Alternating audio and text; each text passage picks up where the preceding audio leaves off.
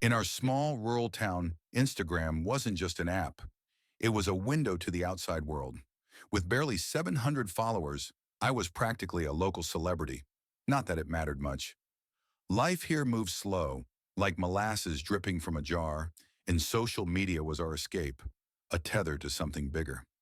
One quiet Thursday night, as the wind whispered through the old oaks outside my window, my phone buzzed on the coffee table. A notification lit up the screen. Holly started following you. Curiosity tugged at me. I opened the app and found her profile. Holly was blonde, beautiful, and far too perfect to be real. Her page was a mosaic of vibrant photos, beach sunsets, lattes with intricate foam art, and snapshots of her laughing with friends. She had over 5,000 followers, and the comments on her posts were an endless stream of admiration. Probably a bot, I thought.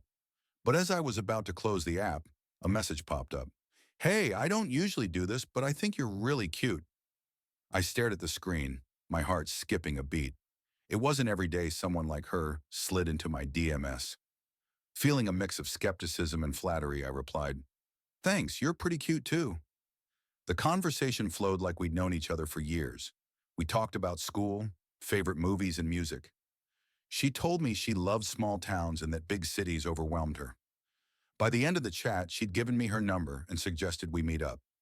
Friday night, Lucky's Bar. I should have been suspicious. Should have questioned why a girl like Holly, someone who could have had anyone, would be interested in me. But I didn't. Instead, I spent all day Friday counting the hours until our date. The bar was already buzzing when I arrived. Neon lights flickered in the windows, and the faint hum of laughter and clinking glasses spilled into the parking lot. I parked my truck and waited for her message. It came just as I was debating whether to go inside. Hey, bad news. My car broke down just outside town. Can you come help? It's on the old back road by the woods. The back road. Everyone in town knew about it. Twisting and isolated, it was the kind of place where stories were born, ones you didn't want to hear after dark. Still, I told myself it'd be fine. Holly was stranded, and I couldn't just leave her out there. I texted back, on my way. When I arrived, the scene was eerily still. Her car, a black Nissan Altima, sat parked at the edge of the forest, its hood propped open like a yawning mouth.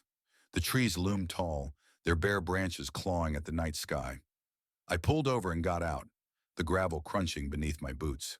Holly? I called out. My voice sounded thin, swallowed by the darkness. No answer. I approached the car, my heart pounding harder with each step. The windows were tinted so I couldn't see inside. I peered under the hood, but everything looked intact. No steam, no visible damage. Something wasn't right. I reached for my phone to text her again when movement caught my eye. The driver's side window slid down an inch. A pale hand emerged, only it wasn't Holly's. This hand was larger with dirt-caked nails and fingers that beckoned me forward with an unnatural slowness. Every instinct screamed at me to run, but my legs refused to move. Then a voice, low and guttural, came from inside the car. Get in! I stumbled back, nearly tripping over my own feet. Who are you? Where's Holly? I shouted. The door creaked open. A man stepped out, his face hidden in shadow. He was tall, his frame hulking against the dim glow of the car's interior light. I didn't wait to find out more. Turning on my heel, I sprinted back to my truck, adrenaline surging through my veins. Behind me, I heard the engine of the Altima roar to life. The tires screeched as it peeled out of the dirt, headlights glaring in my rearview mirror. He was chasing me. I drove like a madman, taking turns at random, trying to lose him on the labyrinth of back roads. Finally, I killed my lights and pulled off into a ditch, holding my breath as his car sped past. When I got home, I locked every door and window, my hands still trembling. I opened Instagram to block Holly's account, but she was already gone. Her profile had vanished, like she'd never existed. A few days later, I found out the truth. Holly's account had been hacked weeks ago, her photos stolen by someone who used them to lure unsuspecting victims. She never knew about the messages or the date at Lucky's. Even now, I can't shake the memory of that pale hand or the voice that told me to get in. It wasn't just a trick or a scam. It was something darker, something that still watches from the shadows. And sometimes, late at night, I swear I hear the faint hum of an engine idling outside my window.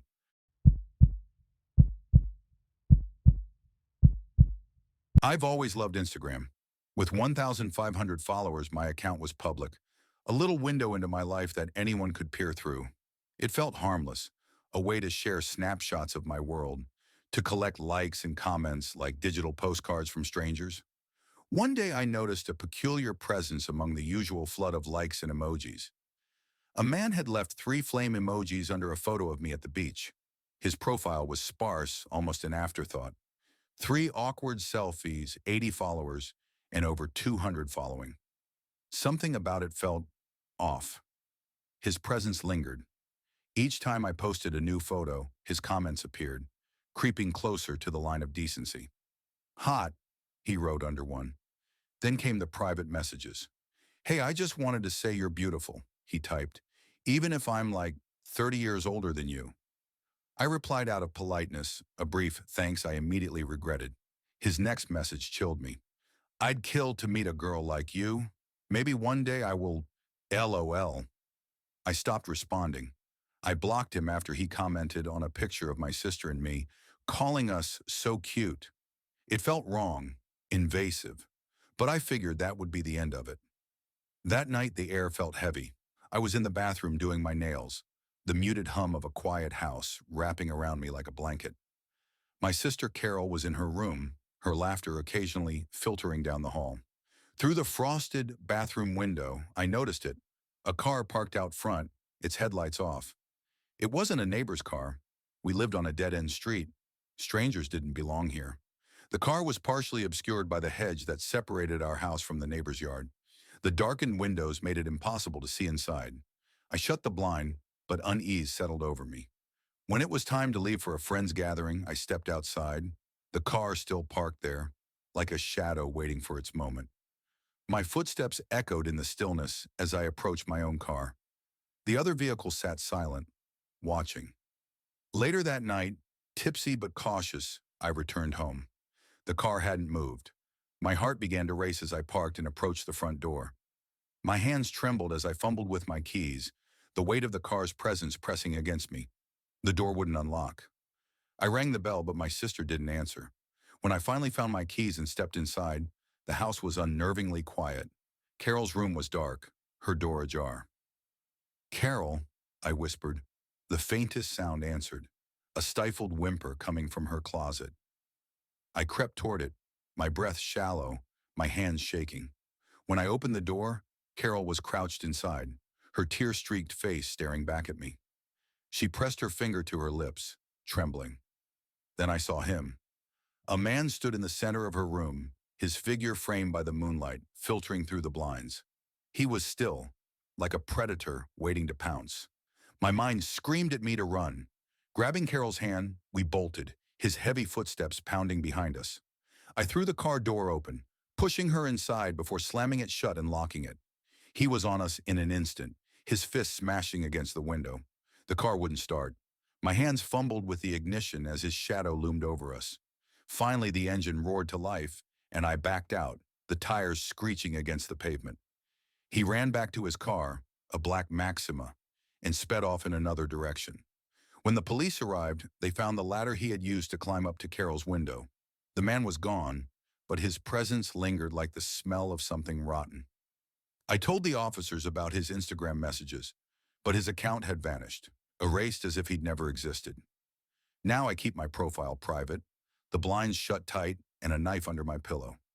Sometimes, late at night, I think I hear a car idling somewhere down the street, but when I look, it's gone, leaving only silence.